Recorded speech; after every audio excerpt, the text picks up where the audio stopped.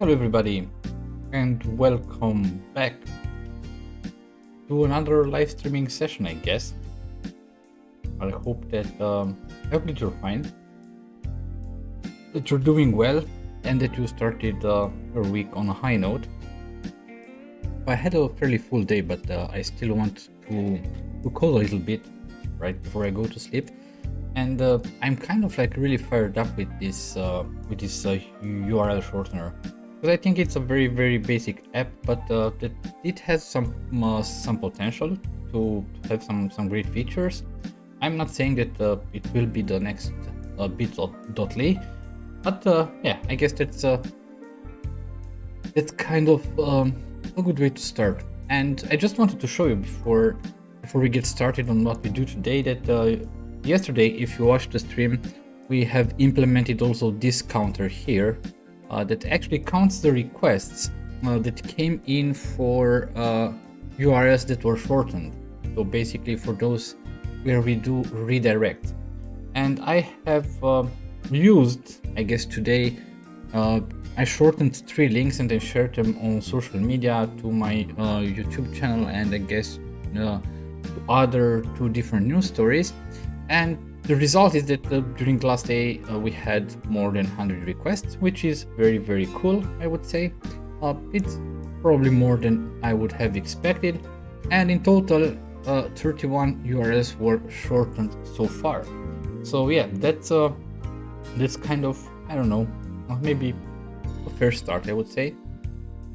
But at least for myself, I will always use this URL shortener whenever I want to share something either on social media or via email or via text messages, whatever. I will always use this shortener just to make sure that everything is okay and that links get redirected correctly. Okay, so what do we want to do today? So because we have these 102 requests, and these requests are actually requests that were made by users. And if you didn't watch this stream so far, I also want to show you why these are only the requests that came from users, not bots, is because when we actually create user agent information that we store in the database, we basically use a library which is called UA parser, and we parse the user agent and try to get some information about the request. And one of the information that we can get from parsing the user agent header is actually if the device is a spider. The UA parser library calls it a spider. I named it bot here as the property.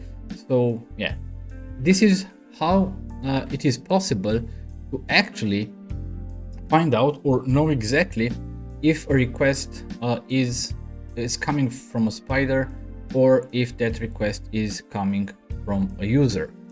And if we go here in our where is it, I guess let's start from the component where we want to shorten a URL.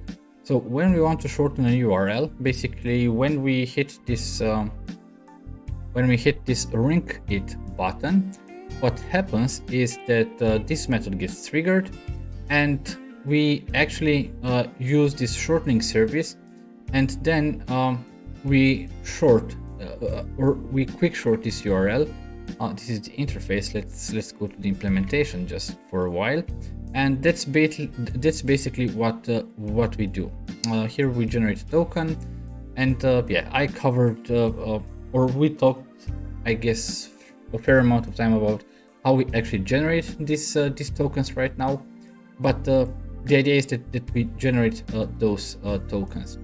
However, when we go in the middleware, because we have a middleware class where we actually peek into all requests that come and try to define if it is a request for a shortened URL, which we call a ring, or if it is a request for a regular page on the app, or maybe if it is a page that it's simply a page not found. So we have a middleware for that, and this is short URL redirect. And in this middleware right now, I also created an issue on the GitHub repository where this is hosted right now, because I think we need to change the way that we actually decide when or if we need to do a redirect or not. But for now, I guess that this should work. But it's for sure not very optimal. Now the idea is that what we do here in this request is that if we actually see or define that this is actually a request that is coming for a short URL, then what we actually do is simply that we add here a request with this parse user agent, which contains actually this type of information, like from which device it came from and so on. So we actually store all the requests that we actually get for these short URLs. But some of the requests will come from bots, because if you use, for instance, a shortened URL and paste it, I don't know, on Facebook, on LinkedIn, on Twitter, whatever, they generate previews. And in order to generate previews, they make calls. And there are also some other bots on the internet that might make calls actually to these URLs that we have shortened. So if we take a look, for instance, where is this?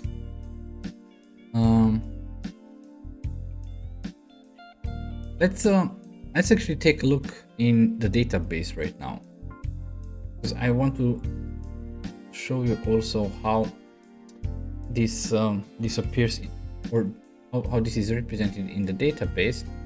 This is the database that we're using. It's a database hosted in Azure. Okay, let's wait that all the information would expand.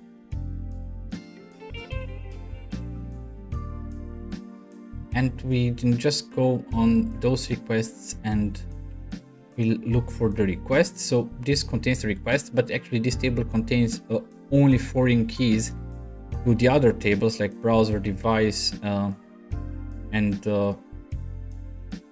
OS. So what we want to do, because the information on which request is a spider or not we have in this device. So let me go to view data, and we'll probably will have some information here.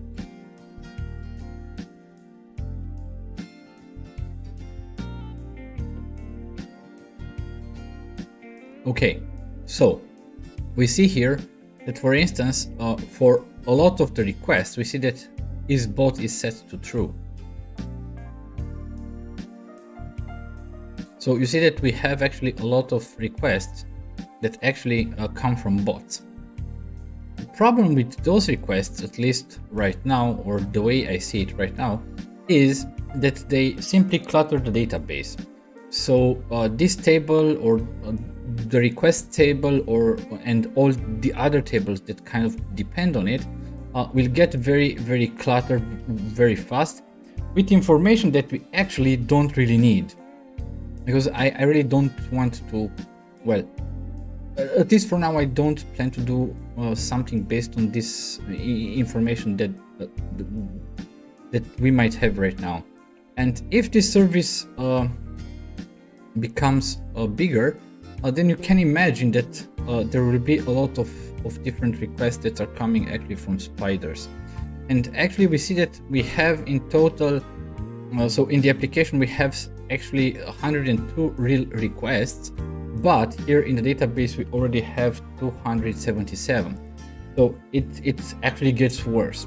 So I really don't want to clutter the database with this type of information. So this is why I think that it might be useful to, well, kind of, I would say, clean up the database. And this is a scenario where I would imagine something like a job that would get triggered daily at a certain point, maybe, I don't know, during the night. And then, of course, that service would be responsible to actually delete all the requests that have actually this isBot property set to true, so that in the end we have in the database, or that our request database is as clean as possible, containing only requests that actually come from real users. So actually link clicks, like real clicks. And this is a scenario that I also described here in user story, or issue it's called on GitHub. Daily database cleanup, and that's the main idea that I want to work on right now. And basically create this type of service that would run daily, and that would delete all the requests that come from spiders or bots. So let's assign this issue to myself, because I plan to start working on it right now. So yeah, let's do that. Now, before we really get started, if we face this type of scenario where we have something like a job that needs to be done on a certain schedule, or even if it would have been triggered by something like an HTTP hook or a gRPC call, whatever. But the idea is that we don't want to do this actually in the web application itself, because, well, we don't want to consume the resources of the web application with this kind of background jobs. And then the idea is that if we would create on this Blazor server application, because this is actually an ASP.NET Core application, and we know that in ASP.NET Core we can have hosted jobs, or hosted services are called. The problem with those hosted services are that we are still in a web application environment, and they are not really background, meaning that they're still consuming or running on the same thread pool that is actually I would say defined or reserved for handling requests. So this is why I wouldn't like to create a hosted service in ASP.NET Core for that. Because we could do this theoretically, create such a hosted service that runs based on a cron expression, and then we can define when it should run and what it should do, and we can simply inject our DB context into it, and that would be it. But what we actually want to do is that we actually don't want to burden our web app with this kind of job. So a next option would be to use actually in Azure Web App to create a background task or background jobs, because this should also be possible. However, the problem is that they are still running on the same web app or on the same server as the web app. And yeah, this is also maybe not the best way to go, or to think about where to implement that. So the next option, and I think that's the coolest option and probably also the best from a different point of views, is to create an Azure Function app for that. So my idea is that if we can create an Azure Function app in which we can inject our DB context and connect to the database, and that Azure Function app should run each day, I don't know, at 1 a.m. for instance, and it should simply then delete all the requests from the database that are coming from bots, or that came from bots, and then that's it. Then that function will actually stay there. It won't do anything else until the next day at the same time, when it will look up again the database and it will clean up all the requests that are coming from bots. So yeah, that's kind of what I think I want to implement today. So this idea of an Azure Function app that would be responsible to delete or to clean up my database. And I wrote some function apps, but it was a fair amount of time ago, so I'm not 100% familiar with it. So for me, that's also kind of a learning experience. So let's log into Azure first, because I guess I would like to create the web app first. I guess this is the account on which I have a current subscription. So if we go here on resource group, I have a resource group that is dedicated for this app, which is this one here. And here we have a key vault, we have an app server certificate because I have added a certificate so that I would be able to, have HTTPS traffic, because otherwise, it would not be that secure, and probably people won't use it if they don't see that it is using real HTTPS. And then what do I still have here? I have the SQL database and the SQL server.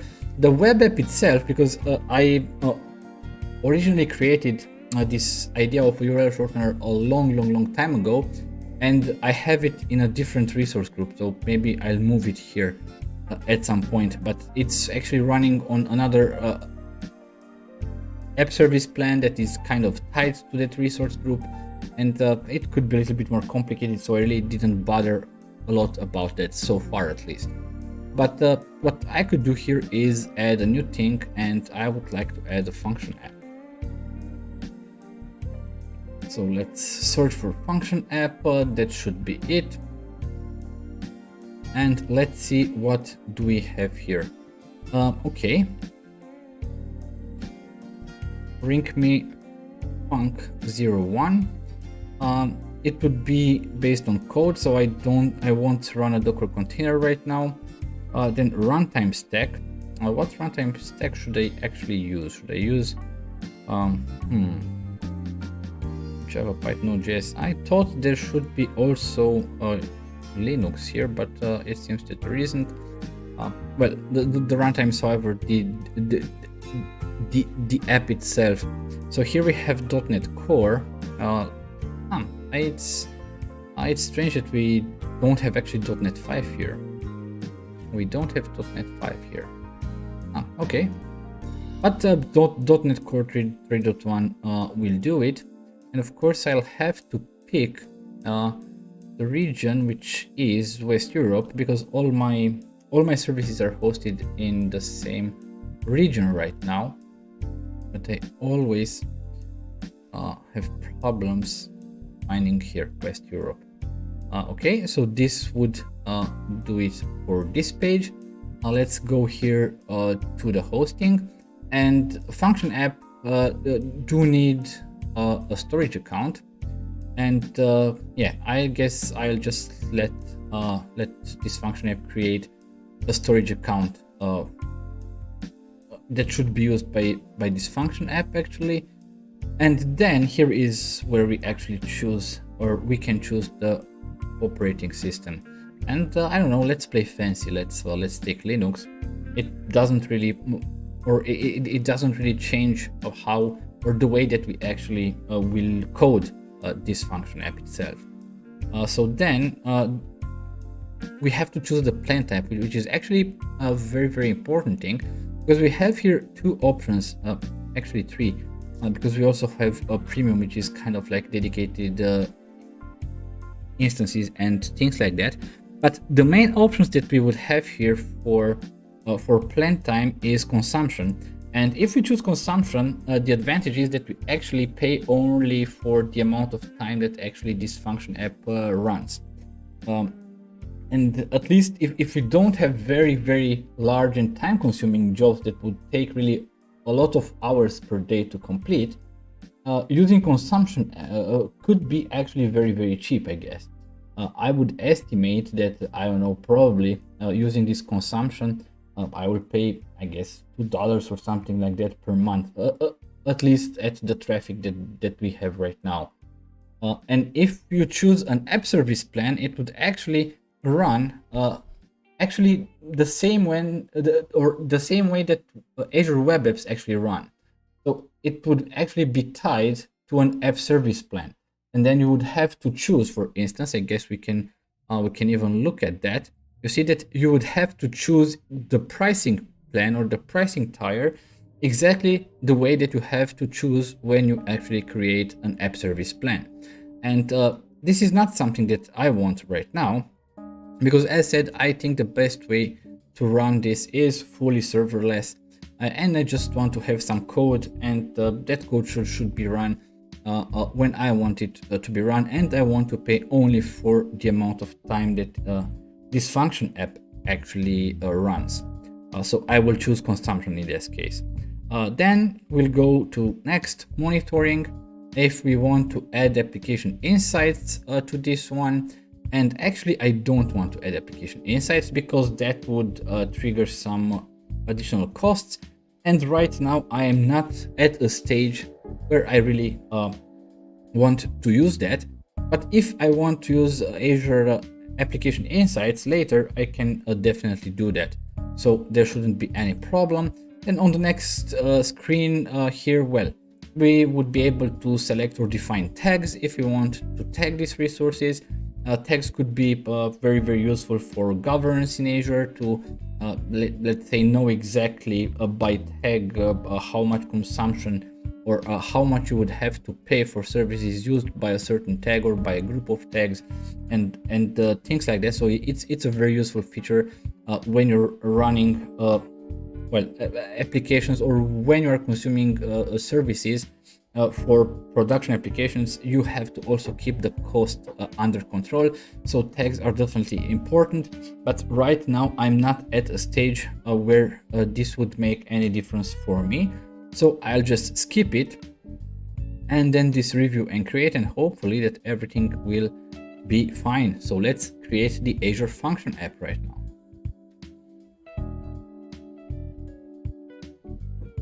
Okay, it's still in progress. Let me check the chat in the meantime. Hello there. Okay, so function apps usually get created very fast, so there shouldn't be any problem.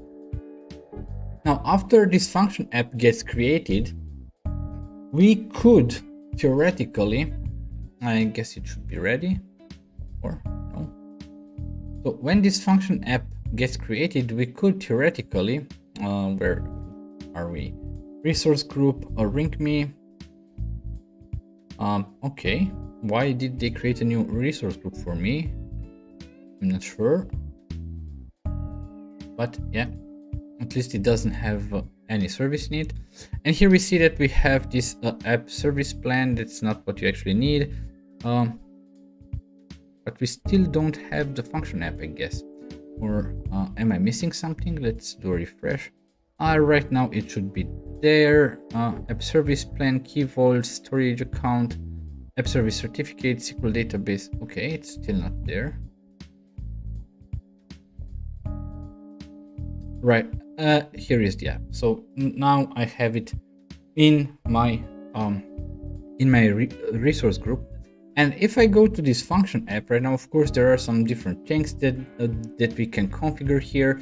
We can configure triggers and well, actually how we want this function to work.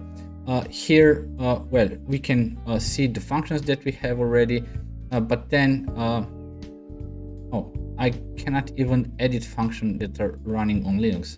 I must admit I didn't know that. I was thinking that no matter if you run on Linux or on Windows, you can actually create a new function app, and you can basically go and write your code directly here in Azure, which of course is not optimal because also the code editor is not, I don't know, it doesn't offer an experience that is familiar with Visual Studio, and I really don't like it. But since now we have this function app right now, we could actually go in Visual Studio and create a function app directly in Visual Studio and then deploy it to this function app that we have in Azure. So let's get started with that. But the question right now is, you see that I have several solution folders here, and basically these solution folders kind of represent the layers of my app. And one of the layers that is still empty is this infrastructure layer. And this function app is actually exactly what an infrastructure layer part would be. So I guess that's where we will create this project. So I will say here, add new project. And here, let me search Azure Functions. This is the web job. This is that actually runs, as said, on the web app itself, but I want an Azure function right now. And how should I call this function? Because I could maybe have several different functions here with the time. This function, I guess,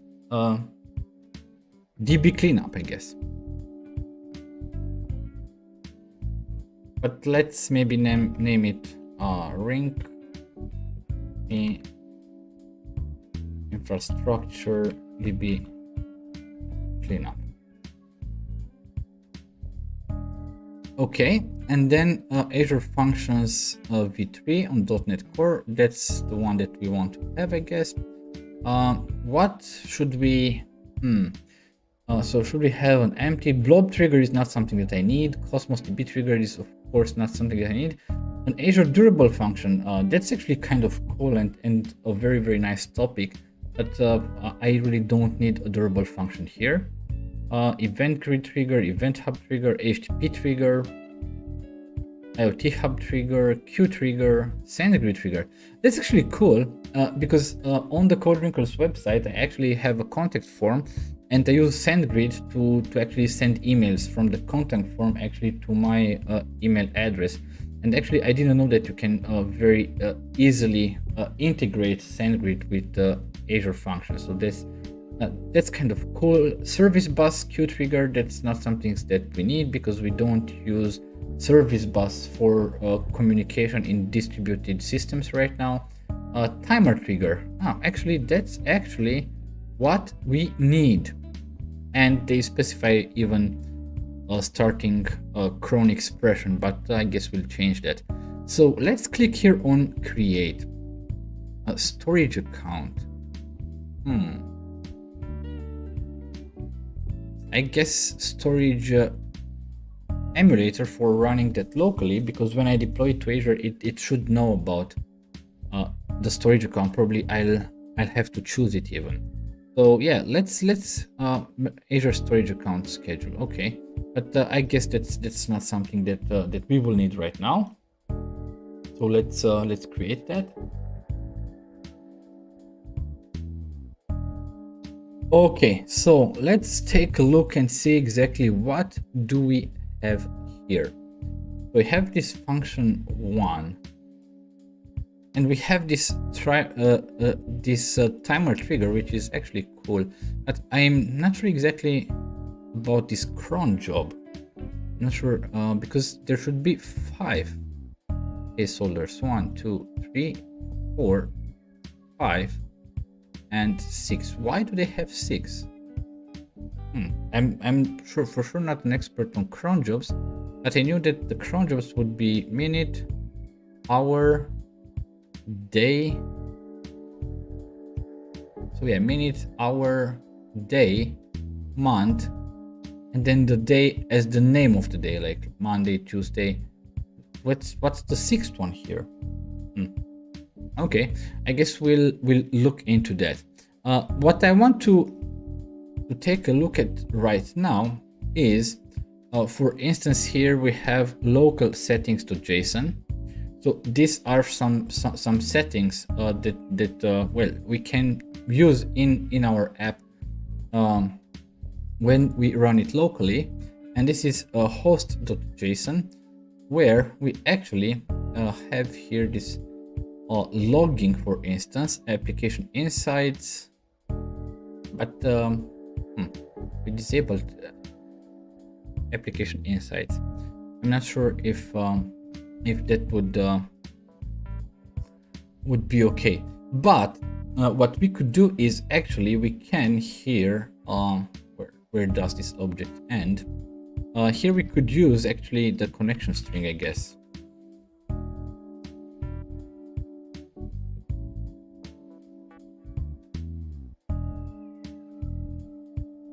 Okay, and the connection string, I have it here in the settings, in the app settings.json file. Don't look it up. But yeah, that should be it. Where is the infrastructure once again? Here. So in hosts.json, let's paste this connection string, and also in local settings.json.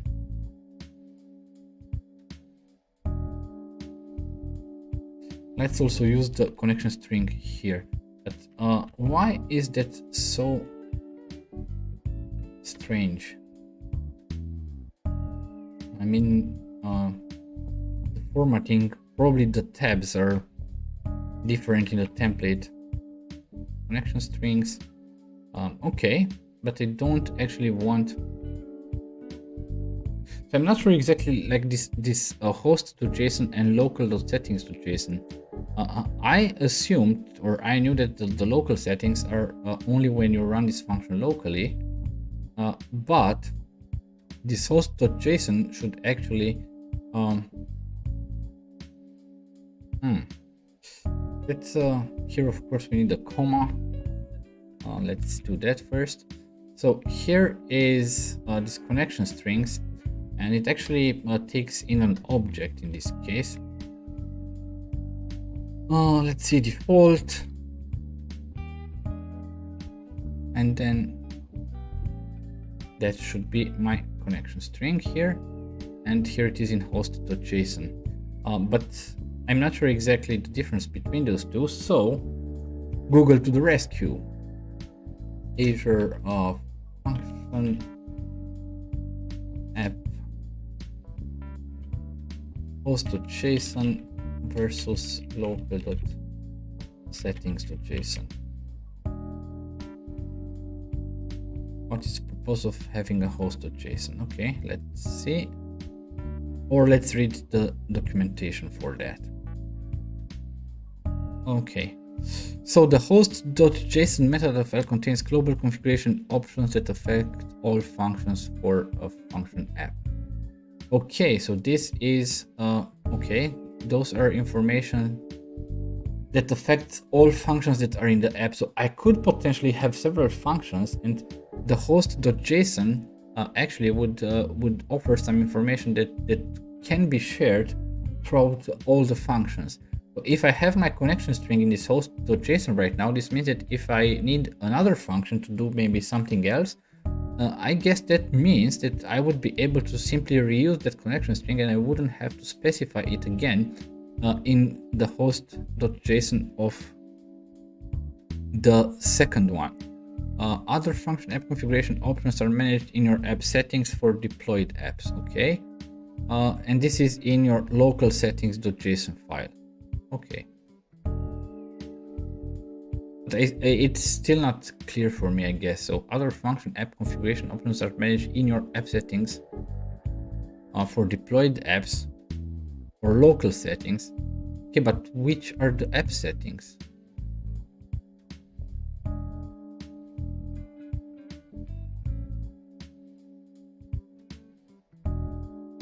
Because I don't see app settings here anywhere. Properties, service dependencies.json. Okay, so it's actually the same thing, but I don't really see any settings here. So am I missing something?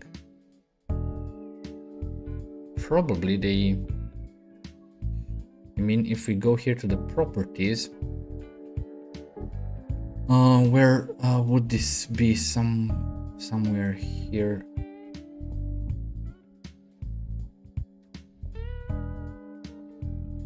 I mean, you can at a certain point specify the environment variables of a project, and I guess that should be it. I'm not sure. That's strange. So if you have any idea about that, because for me it's still not clear. So information, I see connection strings. Okay, let's see also connection strings. Connection string provide application insights users. Okay, but this is connection string to Azure application insights. That's not something that I guess I need.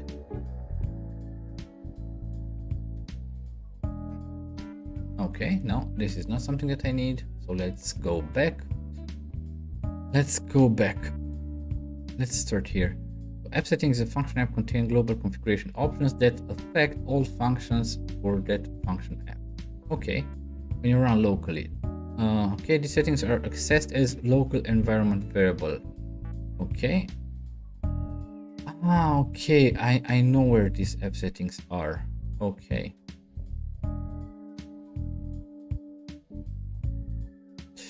They are in Azure.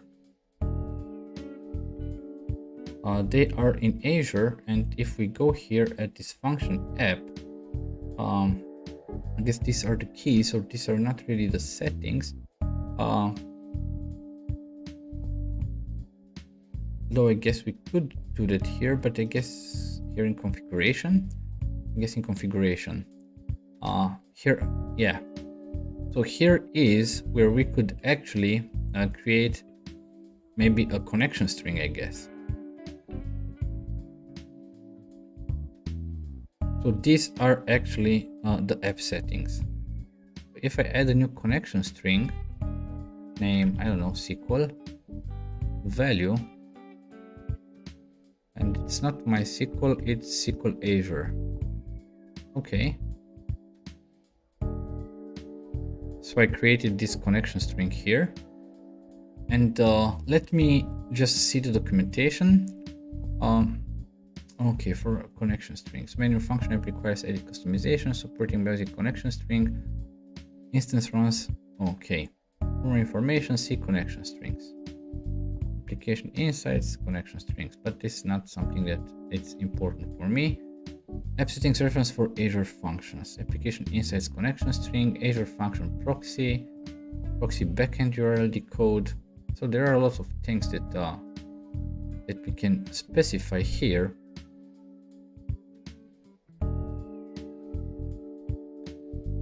But I'm not sure how we read this then.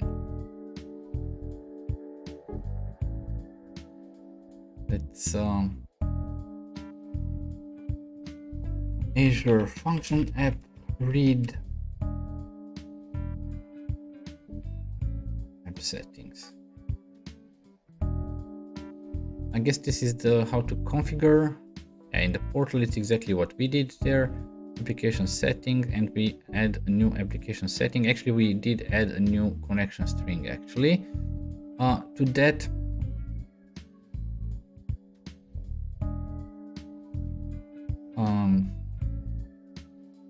be read in your code as environment variables. Okay, that's exactly what I want to see. So environment variables. Okay, so we have a timer trigger like we have in our app ourselves. Get environment variable, and here system environment get environment variable. In the name, environment variable target. But what I have here is actually so the name, and here is the value, but it's actually a connection string. I don't know whether there is a difference between the settings here and the connection string, but yeah, let's read a little bit later. So theoretically we can go in system environment and get the specified environment variable from there. And what we could do here is, okay, when developing locally, app settings come from the values collection in the local settings, the JSON file. Okay, so this means that in the local.json file, I have to put this here under values. Okay, so let me just take it again. Then we don't actually need this. And we can simply name here, name this connection, or let's name it SQL, like we did there, SQL, and then let's put it here. Let's actually try to see if that really helps. So let's have it here, var connection string equals system dot environment that get environment variable, and here we need to pass in, what do we need to pass in? The string variable.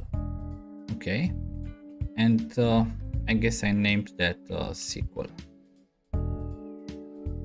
but I'm not sure exactly if I did it with lowercase or uppercase, so let's go back here, and it's with uppercase.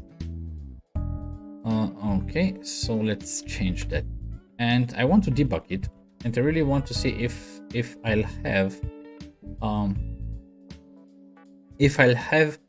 the connection string here in this variable, because I will need that to add it or to configure an EF core DB context, or actually the EF core DB context that we already have in our dull layer.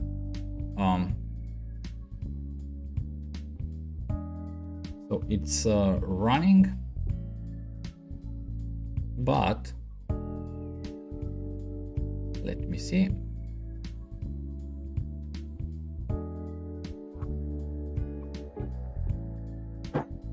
Okay, yeah, because I guess I ran the entire project, so I ran the application itself. So let's run only this one. Let's only run this little guy. We can get rid of system because we don't need it. Environment is already known here, so that so this starts the Azure Storage emulator right now, which brings a little bit of overhead on my computer, but I guess we should be fine.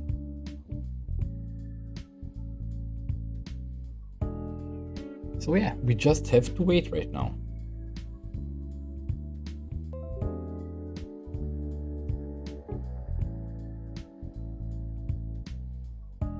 Okay, allow access, allow.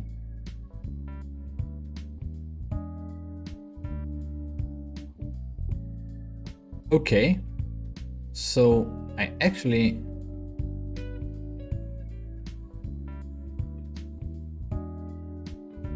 guess it's still running. I still didn't hit this breakpoint, but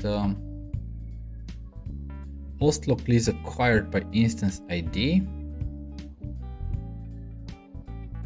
That's actually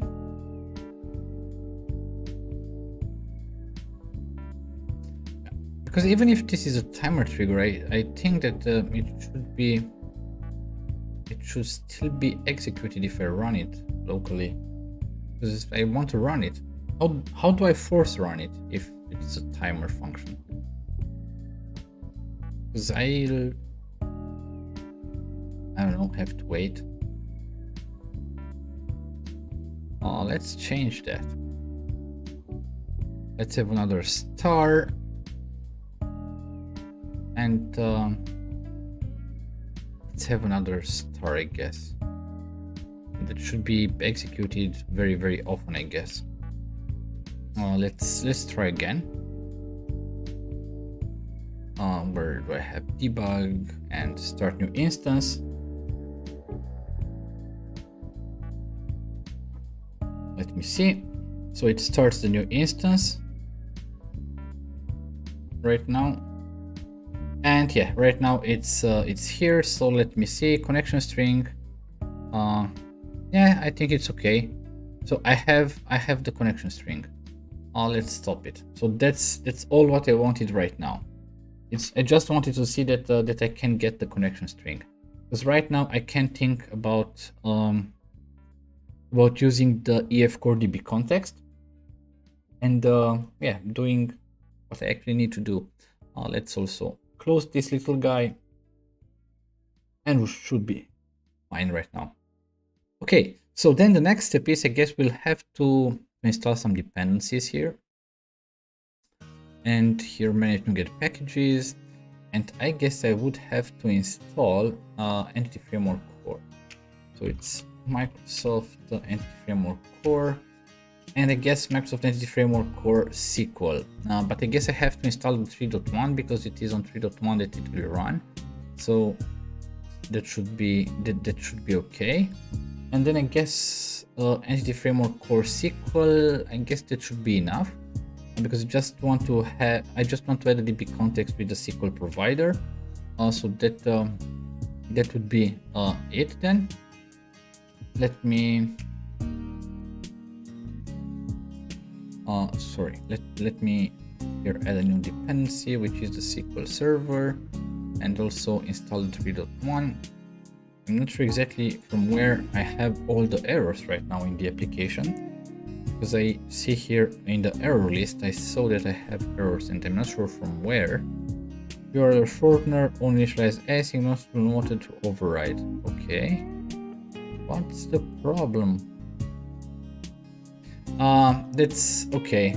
It happens sometimes that the Blazor components don't actually get rendered correctly. So if we close everything and if we rebuild, then it actually should be fine, I guess. Let's rebuild this Blazor project. I hate when I have errors, so I just want to get rid of them. And you see that everything was correctly, and we still have these 2 errors, but yeah, eventually they will go away. Unfortunately, this type of stuff happens. At least in Visual Studio Community Edition that I have right now, and with Blazor, I face these issues. I face this type of issue, well, I would say fairly often. Okay, so right now I have Entity Framework Core here installed as NuGet packages. But right now what I would like to do is kind of think about how we use dependency injection in a normal or regular ASP.NET Core application. I would actually like to have this, or to be able to use dependency injection also here in this function app, because I could eventually have different type of functions, and then maybe I just want to be able to inject that connection string in those different functions. So first of all, let's do a little bit of cleanup before we mess up everything. Let's rename this from function 1. It should be called DB cleaner. And let's rename, of course, of the classes, and we have to also rename here DB cleaner. And here, let me just for 1 second do a thing. So I guess we should be fine right now with this one, at least for the renaming part. Just 1 second.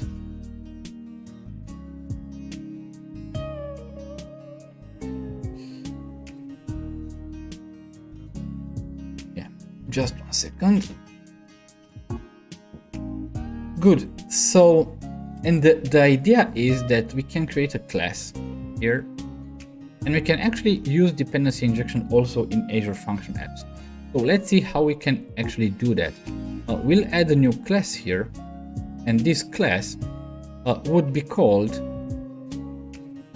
let's call it startup, because it's similar to what we are accustomed in ASP.NET Core.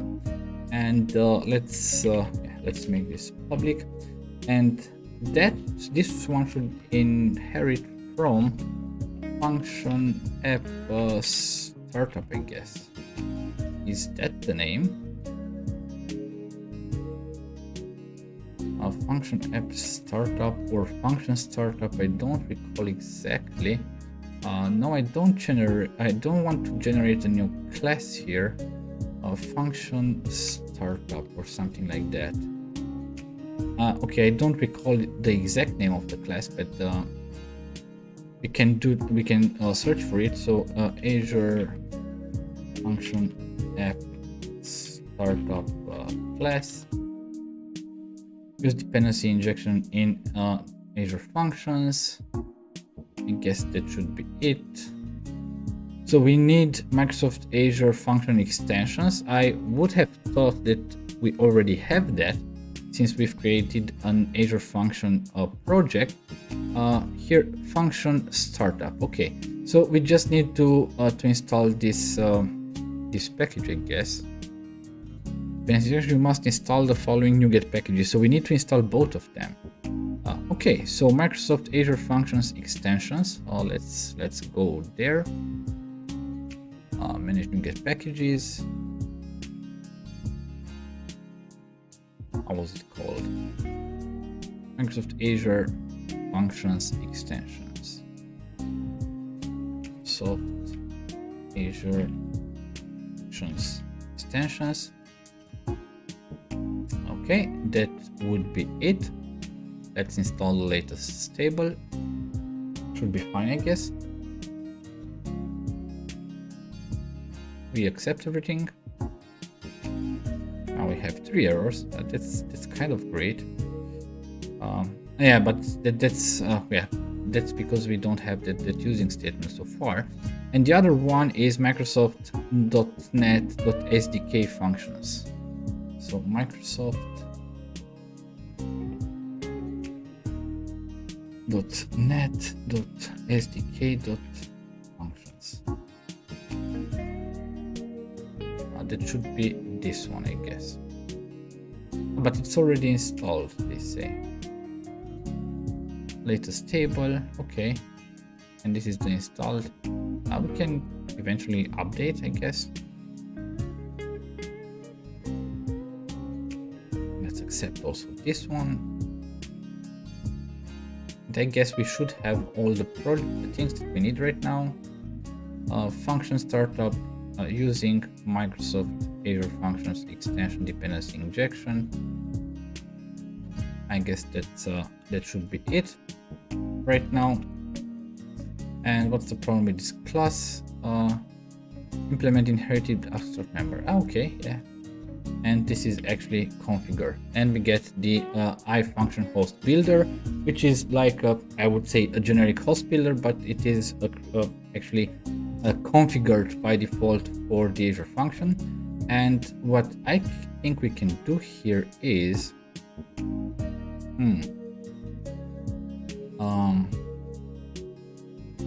so first of all, what we can do here is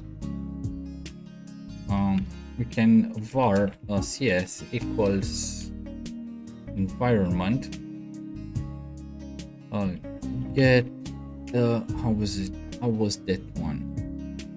Environment get environment variable, and I want to get environment variable that is named SQL, but it's only the first one is capitalized.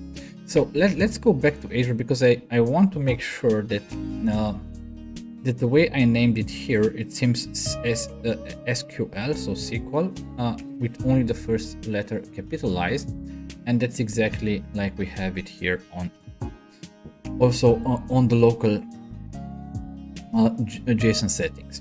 So yeah, that's kind of okay right now. So we have this we get this connection string, and then what we can do here is a builder, just like we do in ASP.NET Core, services.add db context, and db context, how is it the db context called? Bring me data context.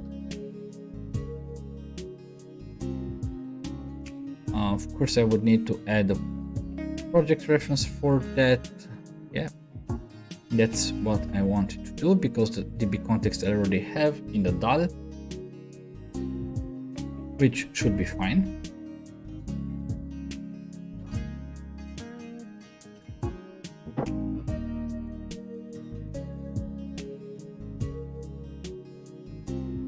Okay. Why does it take so long? Let's cancel this and let's just try again. Add reference.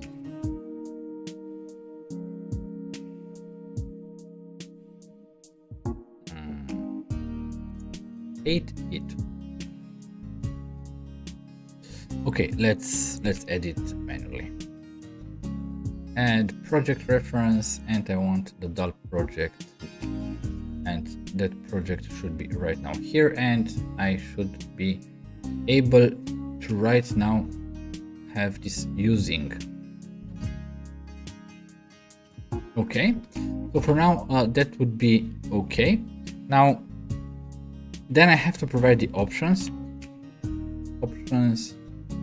but why are you options? Because the DB context, I have to also add the using for entity framework core dependency injection. So right now it should be fine. So here then it will be options use SQL Server.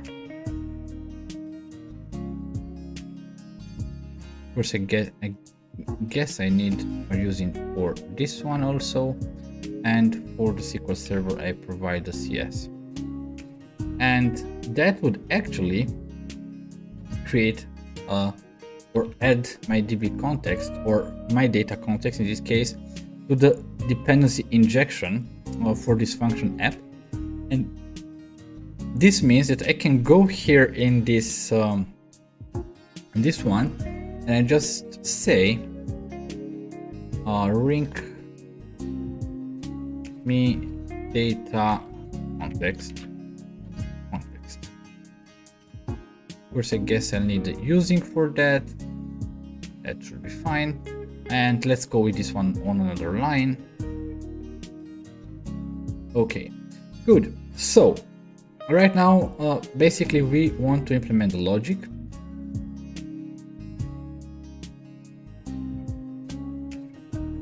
Okay, and for the cron job, we have 1, 2, 3, 4, 5, 6. I know that it's okay only with 5, and the first one would be minute, the second one would be hour. So basically for the first one we set it to 0, so basically when it's the exact time, and the hour it's 0 to 24 actually, or to 23, and then I can basically use 1 for instance. So at 1 o'clock actually each night this function app should be triggered. So yeah, and then we need to kind of like implement the logic here. So first of all, maybe we want to log something to the function app console. Maybe we can retrieve those logs further. And what I want maybe to log right now is how many requests were deleted. So var requests, and then I can actually but then here I just I'm thinking right now, can this be an async task? I guess it could be, why not? Of course we need to add the system threading tasks. I guess it should be fine. Okay, so I want to get the number of requests that actually need to be deleted. So for that I would go here for context. Yeah, it's the data context. Then I have requests here, and then I can simply go for where. I guess for where I have to add using system link, of course, and where request. Then I want the request device is bot equals true. This is actually the condition that I want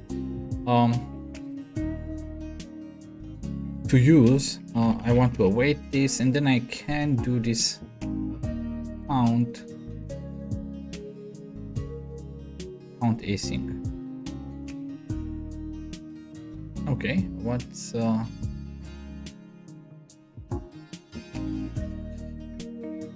let me see.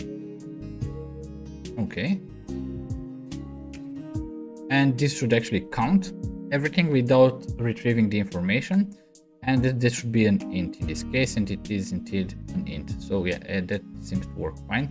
Let's go actually have here star and star, and let's put a breakpoint here, and let's debug this. debug start new instance.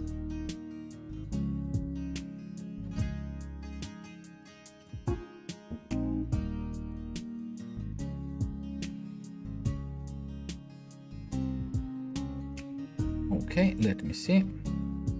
Oh, we have errors. Okay. What errors do we have here? Microsoft Azure Web Indexing Method DB Cleaner. Microsoft Azure Web Tubes host cannot bind parameter context to type RINC-me data context. Make sure that the parameter type is supported by the binding. If you're using binding extensions, make sure you're called the registration method for extensions in your startup code. Yeah, I did that.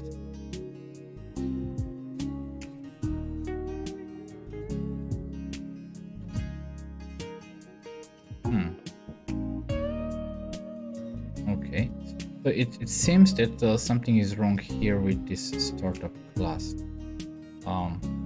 Because it's void, and then we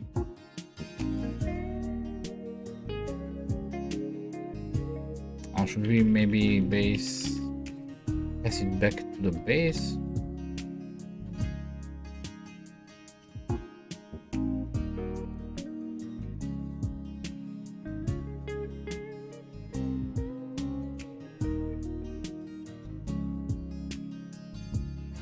Because it's an abstract, of course, and then we cannot call it, of course. Of course, we cannot do that.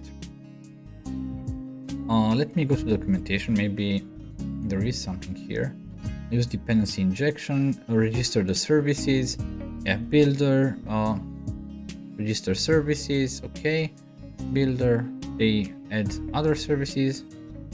Okay, so they did exactly the same thing that I did here. Actually, in this configure, they just added services. A series of registration steps before and after the runtime process is startup class. Therefore, keep in mind the following items. A startup class is meant for only setup and registration. Avoid using services registered as startup during the startup process. Don't try to log a message in a logger, but I don't try to write anything in a database right now.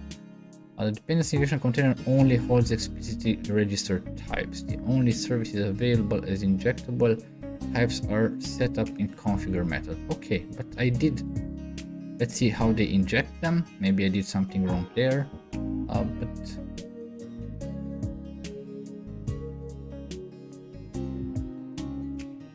So they have here this class my HTTP trigger. Okay, so yeah, we don't inject it here. Okay, I get that. Okay, so this is why we inject them as normal fields, not like we do actually in middleware, for instance, where we can invoke directly in invoke async.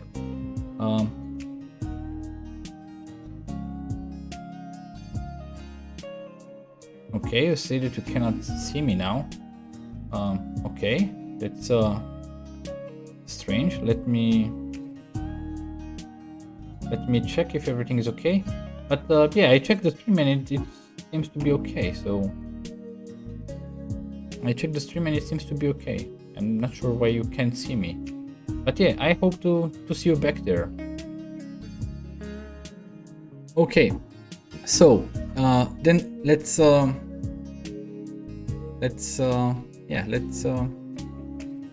private read only RINC-me. So we just use a regular constructor injection. RINC-me data context, it is called, and let's call it context. And okay, what's the problem with you? Well, I remove. Okay, it's an unused member, but I will use it. So let's add the constructor for this. That would be DB cleaner, and here RINC-me data context. Of course, I have a typo here, so it would be this one. RINC-me data context, and then text equals context. Okay, but what is the problem right now? I guess that's the correct one. So what is the problem? Static classes cannot have instance constructors. Okay, this yeah, and this is a static class, I guess. Yeah, but here it's not necessary to be static. So let's not make it static in that case. Okay, and then we have here the DB context, and then of course we don't need to inject it here anymore. So we can just go back here, and then we just await the field. Okay, what's your problem right now? Okay. The problem is that it shouldn't be static. So let me see here, public async task, it's still not static, so yeah. I don't return something from this task, so in this case, I don't think I return a task of action result, but just simply a task. Okay, so I guess that it would be worth to try again right now to run this dysfunction app and see if I can actually get the number of requests that should be deleted. So let me debug this real quick.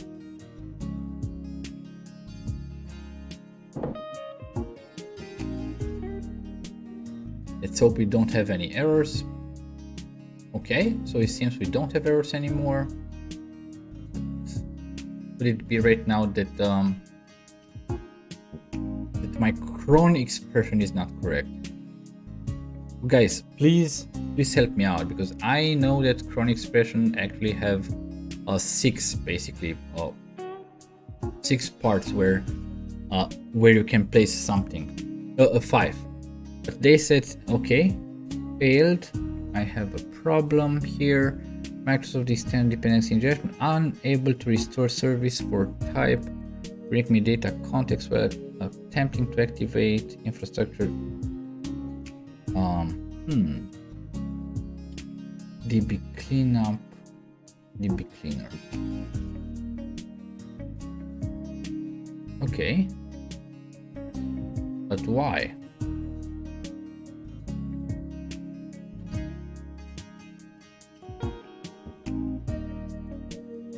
Unable to restore service or type. So yeah, it's my service. While actually starting to create this. But why can't you do that? Let's look in the documentation once again. So we have here this class which is not static anymore. Then we have this constructor. And in this constructor we just assign to fields, so it's exactly the same that we did. And then here we have this public async task. In this case it returns an action result, and then it actually does something. Then service lifetimes, but that shouldn't be something that should bother me. What bothers me is why we actually have that problem. What is the problem? Let's go to the bring me data context. Here we get the DB context option and we pass them to the base. That's exactly what we do also in the Blazor app. So once again, builder services add DB context, bring me data context, and then we add the options. Let me check if the service gets added. That's the next obvious thing to check, I guess. So debug, start new instance.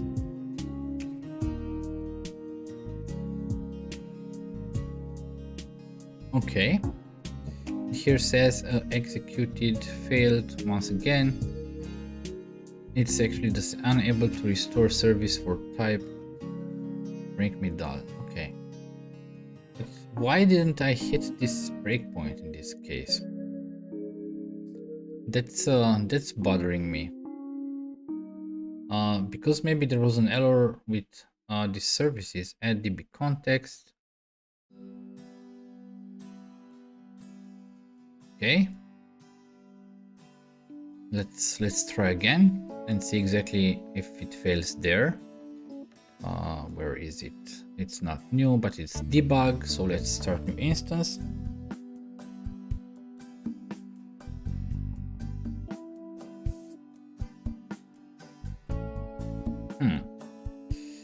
That's strange. Unable to resolve service for type ring me data context by attempting to activate. Why am I not hitting this breakpoint? Oh, that's actually strange. Okay, let's go here once again for all this type of stuff. So it's exactly, we have a public override void configure, and on the builder, well, we called add db context. And then yeah, here there are different services. Okay.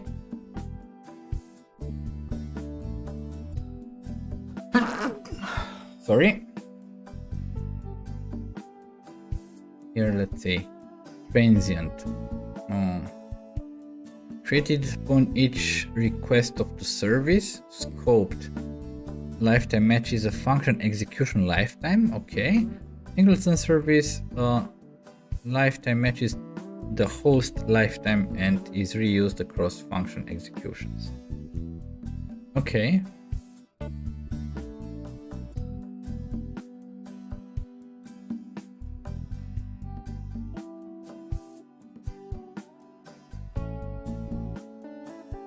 Overriding host services.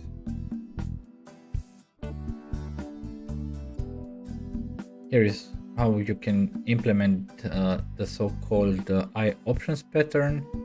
And here you can configure different sections from that part, customizing configuration sources.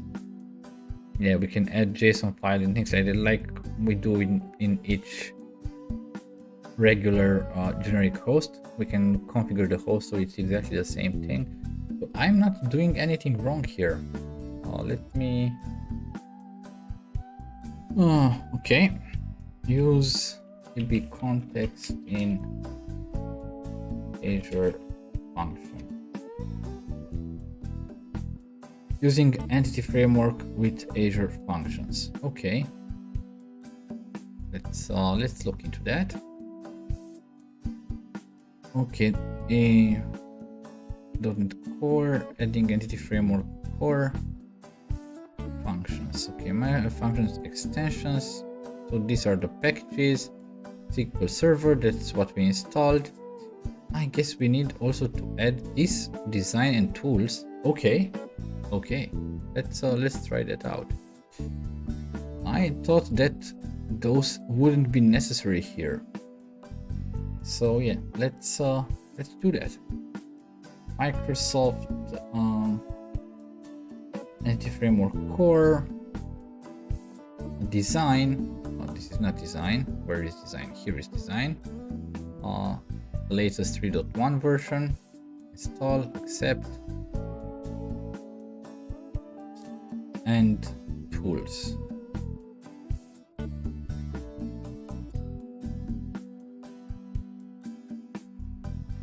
That would be this one, but not the .NET 5, but .NET Core 3.1. So I accept. And let's see now if this is possible. So we added those packages, but I'm really not sure that. Let's see. Debug, start new instance.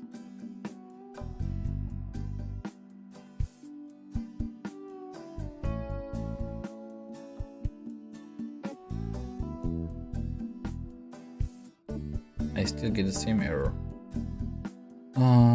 Okay. Unable to resolve service of type bring me data context while attempting to activate this. But why weren't you able to resolve that service? because everything should be okay. But it's actually exactly the way that we use it here in app settings in startup.cs. Services at DB context, it's exactly the same thing.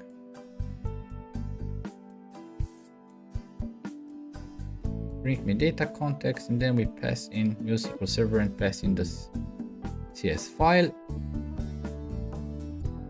and it's exactly the same thing that we do here, only that we use the builder here, and then from the builder we get the services, but then we add the DB context of type bring me data context and options use SQL Server and the connection string, and we know that the connection string was okay. Or maybe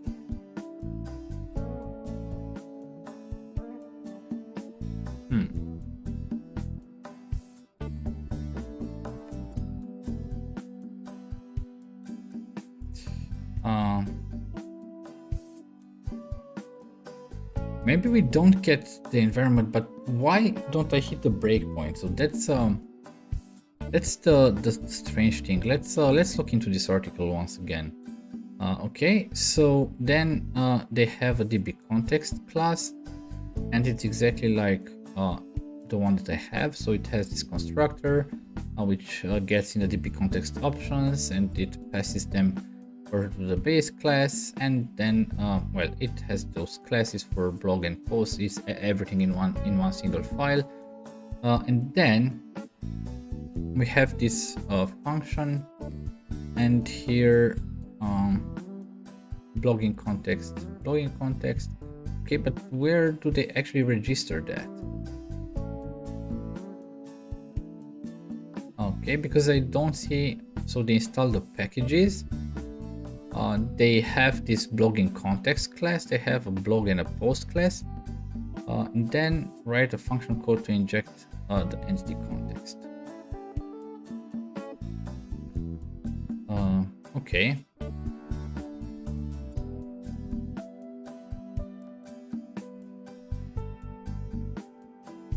Also modify the constructor to accept a blogging context.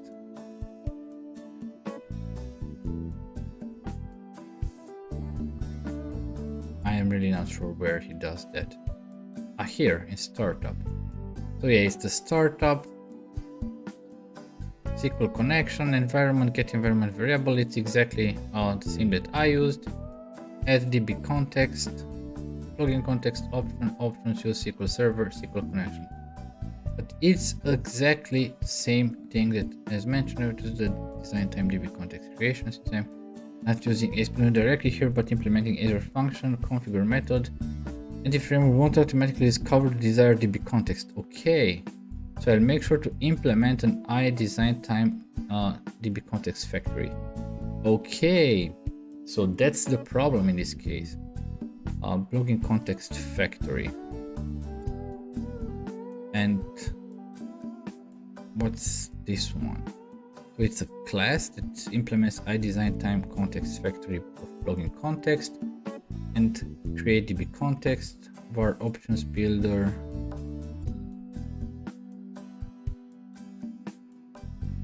Okay, but I don't want to add any migrations right now.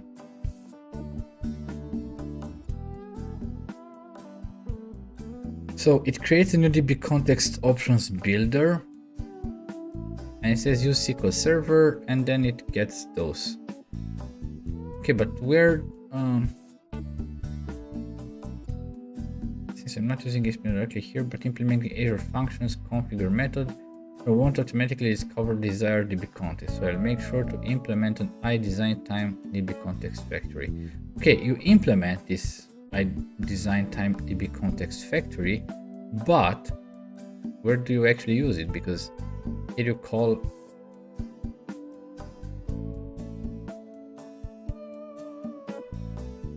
let's do that. Let's add this class here. Add new class. Ring me data context factory, public, and this is increase from I design time, what was it called? Design time context factory. Design time be context factory of bring me data text. Okay, let's add Microsoft Entity Framework core design. Now this is why I need the design package, and using ring.me.dal that should do it, and then we should implement the interface. And here this is ring.me data context, create db context, string args, yeah, but they didn't actually do anything here. So yeah, var options equals new db context options builder. I guess that should be generic probably. Yeah, db context options builder, and it is generic. But of course, I guess we had to add this using statement, and is of type ring.me data context. So this is the type. And then what did they do? They create options builder, use SQL Server, get environment variable, SQL. Yeah, let's do this then. But I don't understand in this case, why do we need to do that to get a connection string also in the startup, in the configure? Yeah, I guess we'll see if it runs. But yeah, probably that's the problem with this design time factory, that I didn't know about that. And if this doesn't work, I probably have to study a little bit. And then this one is called SQL. Then it should return the new login context, so the new context. Okay. Return new ring.me data context, and we pass in the options.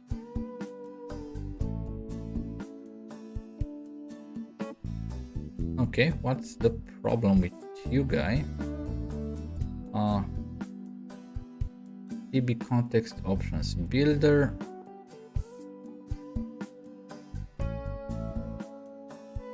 But I have this constructor. Why? It's db context options. Okay.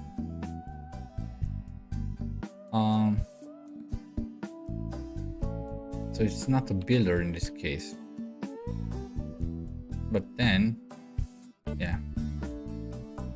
I'll just add a new constructor in the context, and this one I don't need to pass anything on public. Let's do ctor.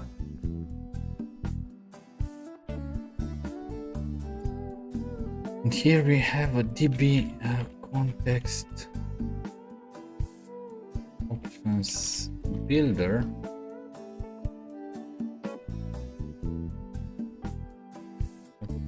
ring.me data context options, and probably will pass it again to base. Of course, here it's no, and then options. So yeah, I guess what's the problem? So this one doesn't have this. Okay.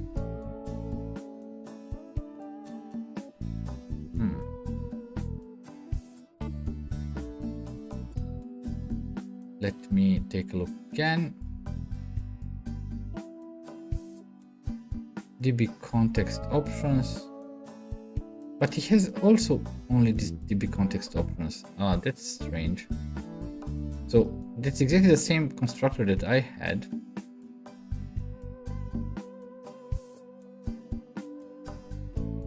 So I theoretically don't need this one. But it's DB context options of bring me data context.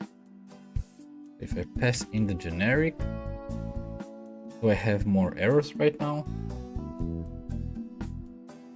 Use okay, argument cannot convert.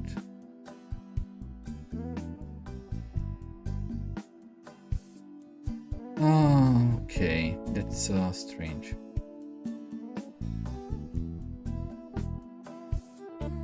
So DB context options, like I have, but it's generic, so I changed it to also be the generic one. And how we can inject that. Function startup.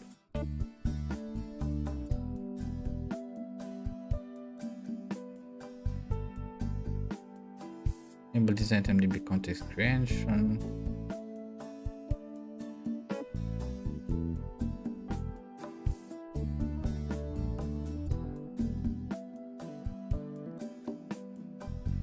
Oh my god, I have to pass in the options from the builder. I guess I'm too tired.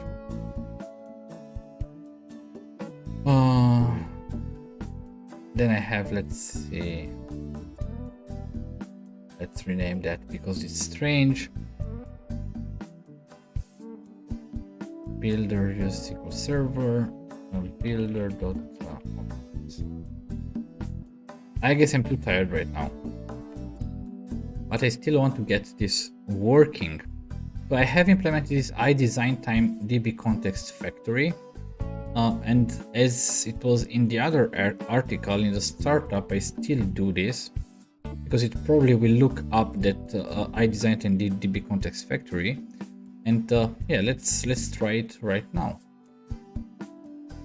Add, oh, sorry, not add, but debug. So let's start debugging again, hoping that we won't have any errors right now.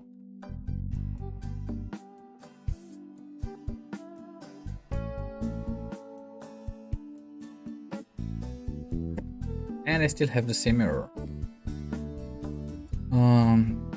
Unable to resolve service type ring me data context. So simply implementing that one didn't really actually help.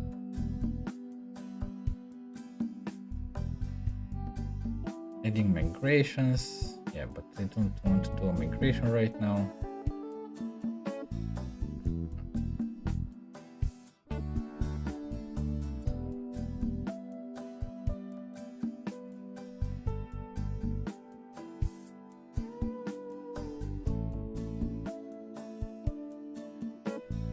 Let's see.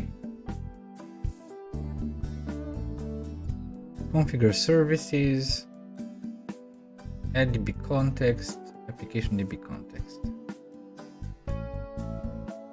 Application DB context, so it's this one.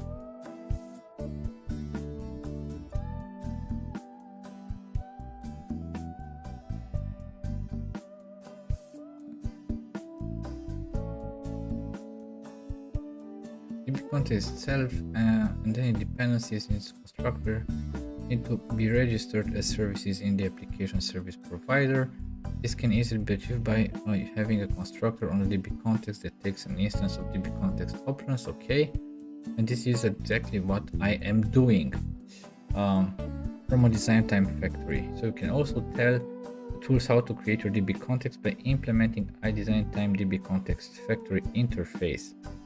So if a class implementing this interface is found in either the same project as the derived DB context or in the application's startup project, I guess we are here in the second one.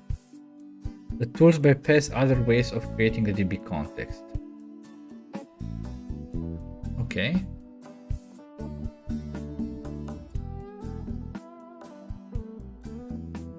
Design time factory can be especially useful if you need to configure DB context differently for design time than at runtime. DB context constructor takes additional parameters are not configured in DI. Okay. So actually,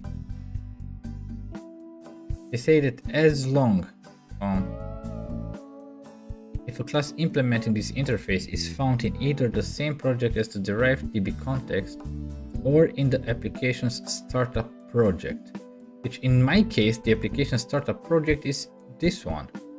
And I have this ring data context factory, and it's public, and yeah, it's there.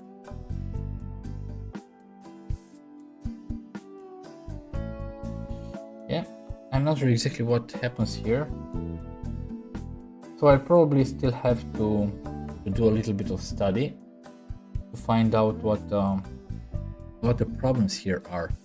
And I guess I'm too tired to continue today. I'll probably keep working on this probably tomorrow or on Wednesday, because tomorrow I have something else planned, I guess. But for now, I guess I need a break. So yeah, thank you very much for watching. I'm really sorry that we weren't able to go to the end with this, but yeah, this kind of things happen when you do live coding. So I assume that's it. So thank you very much once again for watching. I really wish you a very good evening or day or morning, wherever you might be. And please stay safe, and let's meet on Wednesday then. Have a good night. Bye.